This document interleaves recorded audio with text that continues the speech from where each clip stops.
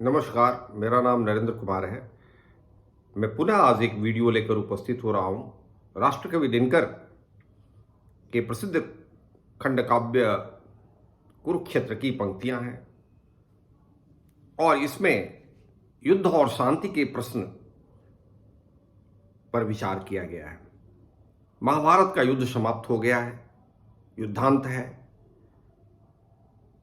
भीष्म शरशैया पर पड़े हुए हैं। मृत्यु उनके चरणों के पास खड़ी होकर प्रतीक्षा कर रही है, क्योंकि उन्हें इच्छा मृत्यु का वरदान प्राप्त था और उन्होंने उसे रोक रखा है कि सूर्य के उत्तरायण होने तक मेरी प्रतीक्षा करो, उसके पश्चात ही मैं अपना शरीर का त्याग करूंगा। इसी बीच युधिष्ठिर पहुंचते हैं। युधिष्ठिर पश्चाताप से भरे हुए हैं और वो कहते हैं कि सारा वंश समाप्त हो गया। उन्हें इस बात का पश्चाताप है कि युद्ध अनावश्यक था। वो भीष्म से इन्हीं प्रश्नों को लेकर के अश्रुपूरित नयनों से, अश्रुपूरित दृष्टि के भाव में वहां पहुंचते हैं। तब भीष्म उनसे पूछते हैं कि ये बताओ कि तुमने तो हर उपाय किए, क्षमा का भी सहारा लिया, दया का भी सहारा लिया, शांति की बातें की, लेकिन ये बताओ कि नरपशु दुर्योधन तुम्हारी बात को कब माना? और इसी प्रश्न को रेखांकित करते हुए दिनकर जी ने भीष्म के मुंह से कहलवाया है, क्षमा दया तप त्याग मनोबल सबका लिया सहारा, परनर व्याघ्र सुयोधन तुमसे कहो कहां कब हारा।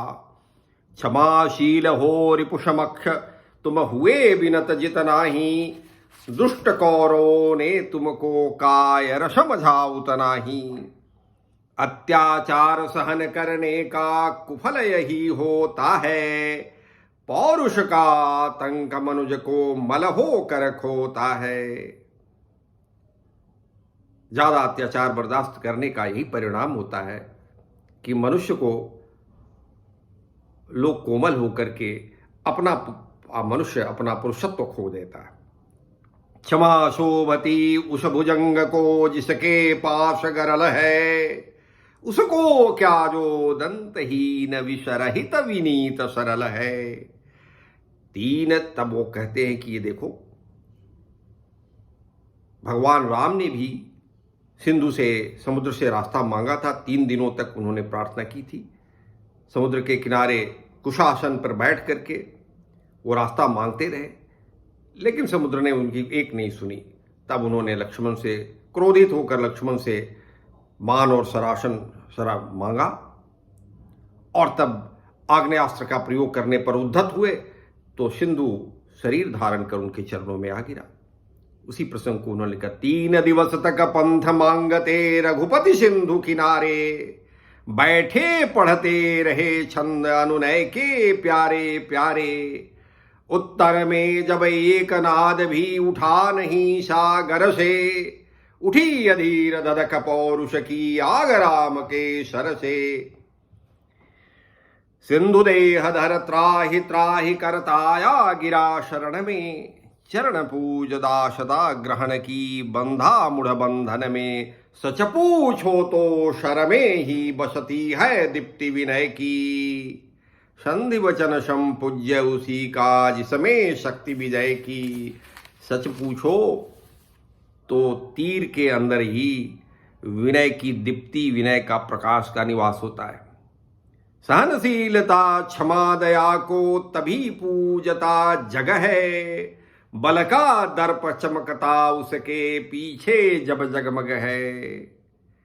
उसी सहनशील व्यक्ति, सहनशीलता क्षमा दया, इन गुणों का संसार तभी आदर करता है जब उस मनुष्य के पीछे या उस देश के पीछे शक्ति और शौर्य पीछे से उसका दर्पण चमकते रहता है। जहां नहीं सामर्थ्य शोध की क्षमा वहां निष्फल है, गरल घूट पी जाने का मिस है वाणी का छल है। फलक क्षमा का ओढ़ छिपाते जो अपनी कायरता, वे क्या जाने ज्वलित प्राण नर की पौरुष निर्भरता।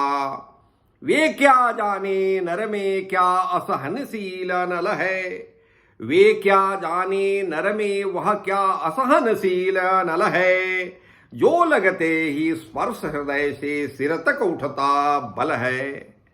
वो क्या जाने। इसलिए ये सब गुण जो हैं, सहनशीलता, इसको संसार कायरता के रूप में ही लेता है। इसलिए अत्यधिक सहनशीलता, अत्यधिक क्षमा और दया ये भी वांछनीय नहीं है। आज भर के लिए, इस वीडियो के लिए आज भर का इतना ही वीडियो होगा। अगले दिन फिर मैं अगले वीडियो के साथ मिलूँगा। तब तक नमस्कार।